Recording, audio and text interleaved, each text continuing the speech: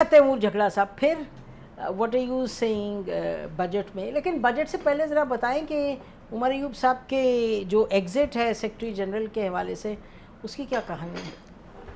आपने मेरे ख्याल में बता दी। मैं तो ये सही कहा मैंने। मैं तो दो बातें कहूँगा जो मेरी नॉलेज है, वो तकरीबन ये है कि एक, उमर अयूब ख़ान ने पिछले साल में वो क्वालिटी दिखाई है जो कम पॉलिटिकल वर्कर्स दिखाते हैं कि प्रेशर के नीचे लीडरशिप भी संभाले, तनकीद भी संभाले, और ये ऑर्डिनरी प्रेशर नहीं था।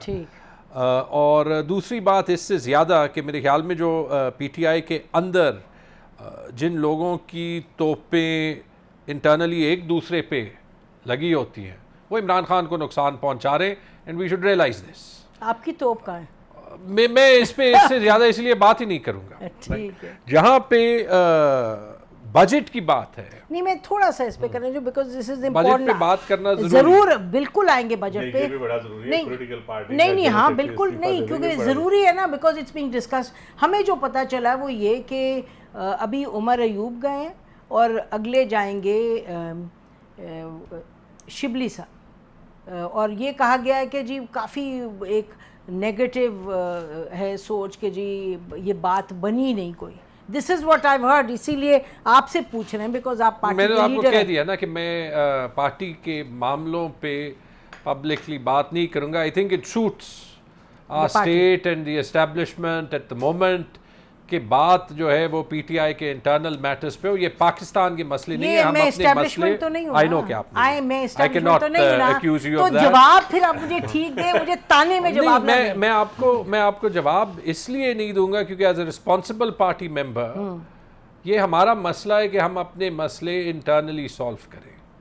मेरा ऑब्जेक्टिव यही है कि खान साहब को निकालें ना। आसान तो नहीं है पूरे स्टेट के साथ जो है वो लड़, तो फिर why should I wash my dirty linen in public, right? मसले हर पार्टी के होते हैं इतने। नहीं, I'll tell you why these things become important, क्योंकि जब क़यास सराइयाँ हो रही हों तो तैमूर आप you're wise enough to know कि क़यास सराइयाँ जब हों, इस तरह की बातें हो रही हों, तो फिर एक मौक़िफ़ होता है पार्टी का, तो आपको बयान करना पड़ता है। ये डर्टी लैंड तो वॉश हो गई ना जब पता चलता है जी आपस में, आप देखते हैं 50 आ रहे होते हैं, इस्टेब्लिशमेंट तो नहीं लिखवा रही। मैं आपको एक एग्जाम्पल दे दूँ, मैं एक इफेक्टी हूँ।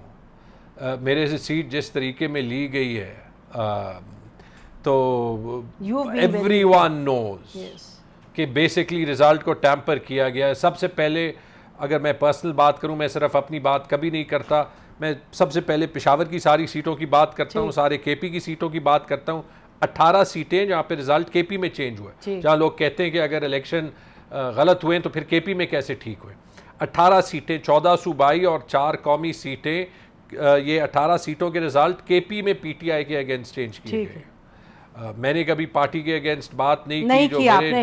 You have been exceptional in this respect कि पार्टी के अंदर के जो जहां यू बीन हिट, आप चुप रहे हैं। ये बिल्कुल सही बात खत्म, राइट? तो ये होगा। और मेरे ख्याल में जैसे मैंने कल फवाद का स्टेटमेंट सुना, मेरे ख्याल में हमारे वर्कर्स को भी ये पता होना चाहिए कि जो भी है, लेट्स से कुछ लोगों के साथ मेरे इख्तलाफात होंगे, किन के साथ नहीं होंगे। जिन लोगों ने पिछले साल में पीटीआई के साथ वक्त गुजारा है, they will always stand first in line, और वी विल सपोर्ट दैट। क्योंकि इन, चाहे वो रऊफ हसन हो, चाहे वो उमर अयूब हो, चाहे वो शिबली फराज हो, कोई जेल गया होगा, कोई जेल नहीं गया होगा। I know how difficult it was every day to not know कि आप कब बाहर आ सकते हैं, टू नो कि घर वाले कितने सिक्योर हैं, कि नो कि कानून आपके अगेंस्ट यूज होगा या आपके फेवर में वो गायब हो जाएगा। ठीक, सही कह रहे हैं, और वो बहुत हद तक अभी है, अभी भी है। तो अभी भी वो कर रहे हैं। तो आई थिंक कि हमें जो मेरे ख्याल में जो लीडरशिप दिखानी है वो ये दिखानी है कि, और फिलहाल जो हमारा कॉज है वो पीटीआई का सिर्फ कॉज नहीं है। जो एक वक्त में पीपल्स पार्टी कह सकती थी कि वो कॉन्स्टिट्यूशनलिज्म के लिए लड़ रहे हैं, माजरत के साथ आज वो ये नहीं कह सकते। चंद साहब का शायद पर्सनल रवैया ऐसे, आई ऑलवेज रिस्पेक्ट, राइट? लेकिन आई थिंक पार्टी ये नहीं कह सकती।